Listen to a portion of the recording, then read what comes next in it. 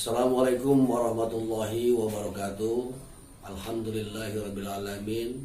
Wassalatu wassalamu ala asrafil anbiya'i wal mursalin wa ala alihi wa sahbihi ajma'in, amma ba'du. Pemirsa dimana saja berada, saya Adi Nusantara kali ini akan bercerita tentang pengalaman hidup saya. Di saat itu saya mengalami suatu yang memang di luar nalar saya ya.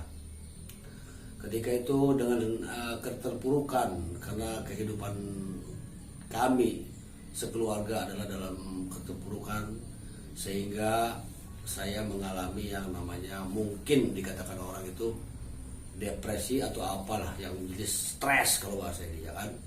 Tapi dengan suasana seperti itu, saya bukan lari ke tempat yang memang minuman atau yang memang menambah stres saya, tetapi waktu itu saya banyak berdiam diri dan banyak mengkaji, dan saya banyak di rumah dengan banyak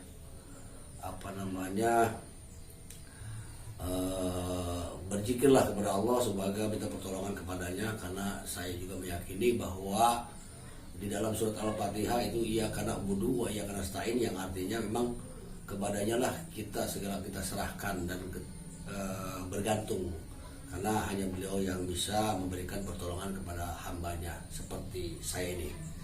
Nah, seketika itu saya merasakan sesuatu yang memang di luar nalar saya. Seakan-akan waktu itu saya semua tumbuhan yang diciptakan Allah itu berbicara kepada saya. Jadi seketika saya lagi ini bengong-bengong gitu, atau memang lagi ini memperhatikan salah satu makhluk Allah, yaitu ikan. Karena waktu itu ini ada kolam ikan kecil ya di rumah saya itu. Memang saya lagi mengalami berat benar itu. Ekonomi kita jatuh, usaha kita bangkrut, anak dan istri saya juga dalam keadaan keterpurukan. Jadi saat itu bahkan saya mungkin di suasana itu saya bicara dengan beberapa makhluk. Seakan-akan mereka bicara kepada saya seperti ini. Ikan di kolam saya itu ada, kalau nggak salah nggak banyak sih, waktu itu ada 6 ikan kalau nggak salah. Tapi ikannya memang ikan yang berwarna-warni. Dari situ saya mengkaji, kok ini ikan ini, kata saya, hidup udah 3 hari tidak saya berikan makan, tapi dia masih tetap ceria, tetap istilahnya semangat. Karena bunyinya cuk cuk cuk, kata saya, loh kok seekor ikan aja dia masih tetap bergairah walaupun tidak saya kasih makan selama hampir 3 hari lebih, tapi dia tetap semangat. Tapi saya, kata saya, banyak mengeluh sebagai manusia, banyak mengeluh kenapa saya ini seperti ini. Kayaknya nggak punya rokok kita ngeluh, nggak punya makanan kita ngeluh, nggak punya duit kita ngeluh. Tapi seketika itu seakan-akan ikan itu ngomong sama saya. Nama saya kan Kang Ade, jadi dia bicara langsung. Dek, kamu ini manusia, kata seekor ikan. Kami aja berturut-turut kamu tidak kasih makan, kami ini masih tetap ceria. Dan kami yakin kepada Sang Pencipta, karena apa yang memberikan makan kami memang lantarannya kamu sebagai istilahnya Tuhan saya, tetapi yang saya yakinkan adalah kepada Allah sebagai Tuhan saya.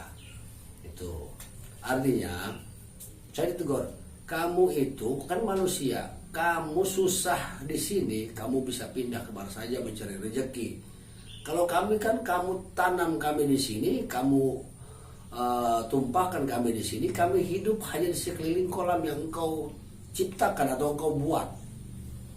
Tetapi kami tidak pernah merasa apa namanya, ngeluh dan tidak pernah ini, walaupun kamu tidak kasih makan kepada kami, kata ikan itu.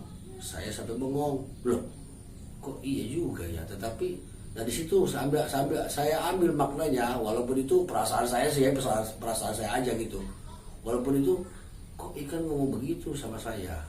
Nah, terus saya berpikir, iya, saya manusia yang dikasih akal dan pikiran oleh Allah Subhanahu wa Ta'ala, Sang Pencipta. Kenapa saya kalah? Gak ada apa-apanya dengan seekor ikan itu yang berbicara sama saya gitu kan. Nah, seketika itu saya banyak berpikir lagi. Terus kan setelah obrolan dari ikan itu, saya sendiri termenung dan tersentak. Ya Allah, iya. Saya tidak bisa di sini, saya bisa keluar. Saya tidak bisa di daerah ini, saya bisa ke daerah yang lain untuk mencari rezeki. Rezeki memang Allah yang memberikan, tetapi kita syariatnya harus usaha atau apa, sehingga kita menghasilkan apa yang kita harapkan. Nah, dari situ saya kembali lagi, dari hari ke hari saya juga, terus saya duduklah di bawah pohon pisang. Seketika itu sama seperti hari-hari yang kemarin, pohon pisang pun memberi motivasi kepada saya seakan-akan seperti yang kemarin. Ngomong lagi itu sama saya, seakan-akan ini mungkin hanya perasaan saya bagaimana waktu itu, karena mungkin keterpurukan. Sehingga dia ngomong juga seperti ini. Ya dia pun nyebut nama saya, Dek, kamu ini manusia. Kamu dikasih cobaan sama Allah begitu aja, kamu sudah sudah murung, katanya murung kata dia. Kalau enggak kamu banyak ngeluh. Sedangkan kami aja, kata pohon pisang itu tuh, kami aja diciptakan sama Allah dan tidak dipindahkan sama Dia. Kami di sini dari kecil sampai besar dan bahkan berbuah, dan kami akan mati di sini. Kami tidak berpindah-pindah. Dikira kamu, katanya, manusia, kami ini tidak memberi makan juga sama anak kami. Coba kamu gali, katanya, di bawah kakiku, kata pohon pisang itu. Di situ kamu akan lihat akar antara pohon pisang yang tua dengan anak kami itu. Disitulah kami memberi makan terhadap anak kami. Wallahu a'lam bishawab ya, yang jelas. Akhirnya saya gali juga begini pohon pisang ini, ternyata benar. Artinya akarnya itu bersambung ke akar anak pohon pisang itu. Begitulah cara kami memberi makan terhadap anak kami. Dan kami meminta kepada anak kami hanya begini, ya anak-anakku, pada pisang itu, kata pohon pisang itu, jadilah kau tumbuh pohon pisang yang subur. Makanya kalau kami kan sebelum kami berbuah, kami jadikan anak-anak kami dulu. Itulah contoh kehidupan manusia. Artinya jangan kita mau mencari jabatan kita jadi, sedangkan kita tidak memikirkan anak-anak kita. Jadikanlah anak-anak kita sehingga anak kita sudah tumbuh subur, kita akan berhasil berbuah. Tuh. Artinya kalau kita pengen berbuah, jadikan dulu tuh tunas-tunas kita atau anak-anak kita di bawah itu. Anak itu artinya tunas kalau di pohon pisang itu. Artinya jadikan dulu mereka.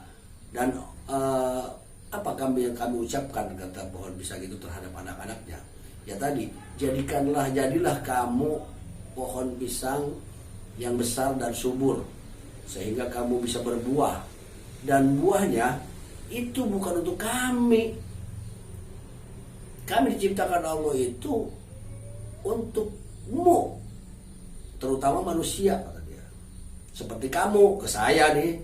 Nah, di situ saya berpikir, oh iya juga ya. Nah, seketika kami, kata pohon pisang, berbuah dan besar buah-buahnya, dan kami di sisa buah itu ada jantung kami. Apakah jantung kami ini akan kami berikan kepada anak kami? Tidak. Apakah pisang yang memang luar biasa, istilahnya besarnya, ada pisang besarnya itu yang dihasilkan dari tubuh kami ini buat anak-anak kami? Tidak. Semuanya buat makhluk Allah, terutama manusia.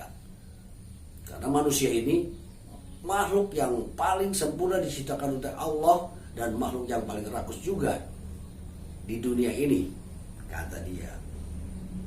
Terus saya tercengang sejenak. Iya juga ya. Kami hujan, kata pohon pisang. Hujan, angin, petir, panas, dingin, kami tidak bisa seperti kamu manusia. Seperti kamu, Dek, kata dia.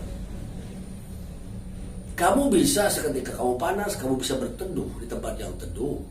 Seketika petir, kamu bisa masuk ke dalam rumah, menutup pintu. Seketika panas, kamu bisa menghindari apapun dengan payung, dengan apapun dari terik matahari. Kalau kami, di sinilah dari hidupnya kami, dari diciptakannya kami, dari hidupnya kami dan matinya kami, di sini tidak pindah-pindah. Jadi banyaklah bersyukur kepada Allah atas dirimu yang diciptakan oleh Allah. Kata pohon pisang itu, saya sangat tercengang. Ya Allah, apa maksudnya pohon pisang itu bisa seperti ini ya ngomong. Itu waktu itu perasaan saya aja sih gitu kan, perasaan saya seperti itu. Nah, saya mengalami hal itu mungkin beberapa hari, beberapa kemudian, bahkan seorang permaisuri, orang yang tercinta, orang bidadari surga saya pun, dia tidak mengerti tentang kejadian itu kepada saya, bahwa dikiranya mungkin saya itu stres. Dari situ saya bahkan dulu pernah sempat, saya itu nggak ngerti buat apa uang ini, kata saya. Dan saya uang ini banyak setannya, saya. Kenapa? Dengan uang ini orang bisa saling bunuh, dengan orang ini bisa menghalalkan segala cara, dengan uang ini kita bisa merendahkan diri orang lain, dengan orang ini kita merasa sombong dan angkuh dan takabur. Saya nggak mau, kata saya. Waktu itu saya tidak mengerti uang itu untuk apa. Sampai ke situ pemikiran saya waktu itu. Ternyata uang yang kita cari, yang kita jadikan raja di dunia ini, itulah kalau kita tidak bisa membawanya akan menjadi bencana bagi buat kita semua. Itu guys, penjabaran dua makhluk ciptaan Allah kepada saya di saat itu. Saya orang bodoh, saya orang yang nggak bisa ngaji, saya bukan orang pesantrenan, saya bukan orang yang yang memang mendalami tentang ilmu agama. Seketika dikasih pemahaman dengan dua jenis makhluk Allah itu aja, saya sudah bingung dan saya cerna. Dan sampai sekarang alhamdulillah mungkin ya, saya banyak juga mensyukuri karunia Allah. Tetapi kadang-kadang kan saya memahami hal itu, pasangan kita tidak memahami, sehingga apa yang terjadi, ya ada sedikit benturan-benturan di keluarga, sehingga terjadi yang tidak diinginkan gitu. Memang cobaannya luar biasa. Saya dilahirkan dari orang yang tiada, orang yang nggak punya. Orang tua saya juga memang orang nggak punya. Tetapi dari situ saya merasa bangga terhadap orang tua saya. Walaupun dia tidak mewariskan harta terhadap saya, tetapi dia mewariskan sesuatu kepada saya. Artinya pengertian-pengertian yang memang harus kita syukuri. Apapun, sekecil apapun memang rezeki yang Allah berikan, kita harus syukuri. Itu hanya dua gambaran. Nah, mungkin di episode yang lain saya akan bercerita tentang yang lainnya. Ini hanya dua makhluk Allah yang memberikan pemahaman tentang kehidupan kepada saya. Dan masih banyak cerita-cerita yang akan saya ceritakan di kemudian hari ya. Dalam mungkin channel ini, saya hanya menceritakan, ya wallahu a'lam bishawab ya. Ini hanya mungkin atau pemikiran saya, atau memang kejadian yang terjadi kepada diri saya waktu itu. Tapi Allah bisawab, seandainya istilahnya penonton ini percaya ataupun tidak, ya itu terserah Anda. Yang jelas itulah yang pernah saya alami. Artinya cerita-cerita ini sebuah makna kehidupan yang disampaikan melalui makhluk Allah yang lain selain manusia kepada saya. Nah, pemirsa, untuk kali ini saya akhiri dulu cerita ini. Mungkin nanti bersambung ke cerita yang lain. Saya akan banyak bercerita kejadian-kejadian dengan diri saya, sehingga saya punya sedikit ilmu pengetahuan tentang rasa yang memang harus kita adakan di dalam diri kita. Seketika orang berbicara, mungkin banyak ngaji tasya, mengaji istilahnya ini itu juga bagus. Ngaji ada di sana itu ada, kalau pesantren kan ada makhraj huruf, ada juga belajar kuro atau kiro, belajar juga kitab kuning, kitab ini, semuanya itu bagus. Tetapi ini cerita saya ini mudah-mudahan menjadi salah satu edukasi buat kita semua, sehingga kita banyak merenungkan diri, sehingga kita lebih mencintai kepada makhluk-makhluk lain selain Allah, selain manusia, yaitu makhluk jadi ciptaan Allah yang tadi saya sampaikan. Artinya kita harus punya tata krama, etika, ataupun ulas asih, ataupun punya rasa terhadap sesama yang diciptakan kita. Pohon pisang ciptaan Allah, ikan pun ciptaan Allah, dan lainnya seluruh di muka bumi adalah ciptaan Allah, dan kita diciptakan sebagai khalifah di muka bumi ini. Jagalah, jadilah pemimpin makhluk yang memang menjadi suri teladan bagi seluruh makhluk yang diciptakan Allah. Terima kasih atas perhatiannya. Wassalamualaikum warahmatullahi wabarakatuh.